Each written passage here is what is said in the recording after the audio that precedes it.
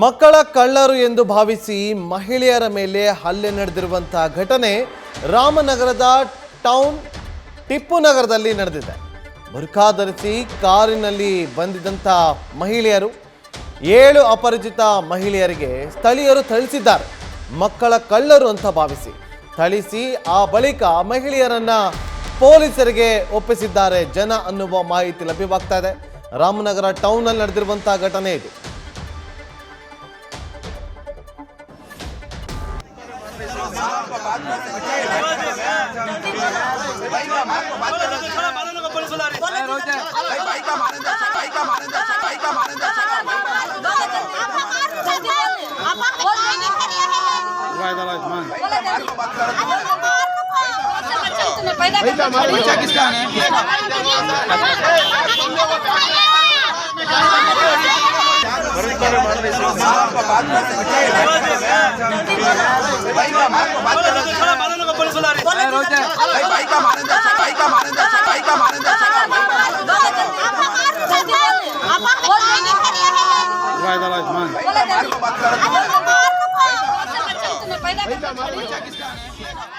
ಮತ್ತಷ್ಟು ಮಾಹಿತಿಯನ್ನು ಕೊಡ್ತಾರೆ ನಮ್ಮ ಪ್ರತಿನಿಧಿ ಮೋಹನ್.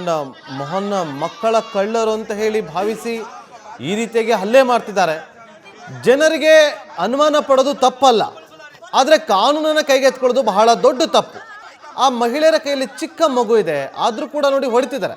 ಪೊಲೀಸರಿಗೆ ಒಪ್ಪಿಸ್ಬೋದಿತ್ತು, ಕೊನೆಗೂ ಕೂಡ ಪೊಲೀಸರಿಗೆ ಒಪ್ಪಿಸಿದ್ದಾರೆ. ಯಾರು ಅವರೆಲ್ಲ, ಅದ್ರ ಬಗ್ಗೆ ಏನಾದರೂ ಪೊಲೀಸರು ಮಾಹಿತಿ ಕೊಟ್ಟಿದ್ದಾರಾ ಮೋಹನ್?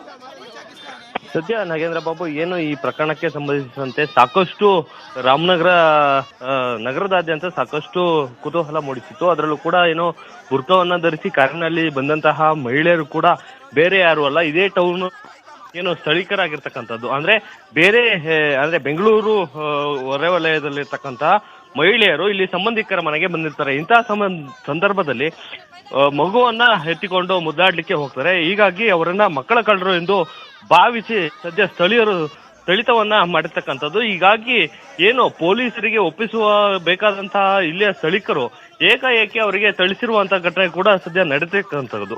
ಹೀಗಾಗಿ ಎಲ್ಲೋ ಒಂದ್ ಕಡೆ ಏನು ಇವರೇ ಒಂದು ಪೊಲೀಸರಿಗೆ ಒಪ್ಪಿಸುವ ಮೊದಲೇ ಈ ಒಂದು ಥಳಿತವನ್ನ ಮಾಡಿರ್ತಕ್ಕಂಥದ್ದು ಎಲ್ಲ ಒಂದ್ ಕಡೆ ದುರಾದೃಷ್ಟ ಅಂತಾನೆ ಹೇಳ್ಬೋದು. ಯಾಕೆಂತಂದ್ರೆ ಈಗಾಗ್ಲೇ ಅವರು ಅಂದ್ರೆ ಎಲ್ಲ ಬಂದಂತಹ ಎಲ್ಲರಿಗೂ ಕೂಡ ಅವರಿಗೆ ಥಳಿಸಿರುವಂತದ್ದು. ಅದಾದ ಬಳಿಕ ಮತ್ತೆ ಸ್ಥಳೀಯರೇ ಕೂಡ ಪೊಲೀಸರಿಗೆ ಒಪ್ಪಿಸಿದಂತ ಸಂದರ್ಭದಲ್ಲಿ ಪೊಲೀಸರು ವಿಚಾರಣೆ ಅಂತ ನಡೆಸಿದ ಮೂಲಗಳನ್ನ ಆಧರಿಸದ ಹೋದ್ಮೇಲೆ ಇಲ್ಲಿ ಅಂದ್ರೆ ರಾಮನಗರ ಟೌನಿನಲ್ಲಿ ಇರ್ತಕ್ಕಂತ ನೆಂಟರ ಮನೆಗೆ ಆ ಎಲ್ಲಾ ಏನು ಮಹಿಳೆಯರು ಕೂಡ ಇಲ್ಲಿಗೆ ಬಂದಿರ್ತಕ್ಕಂಥದ್ದು ಮಾಹಿತಿ ತಿಳಿದು ಬರುತ್ತೆ. ಸದ್ಯ ಈಗ ಏನು ಆ 7 ಜನ ಮಹಿಳೆಯರನ್ನು ಕೂಡ ಸದ್ಯ ಪೊಲೀಸರು ಕೂಡ ಇಲ್ಲಿಂದ ಬಿಟ್ಟು ಕಳಿಸಿರ್ತಕ್ಕಂಥದ್ದು ನಾಗೇಂದ್ರ ಬಾಬು.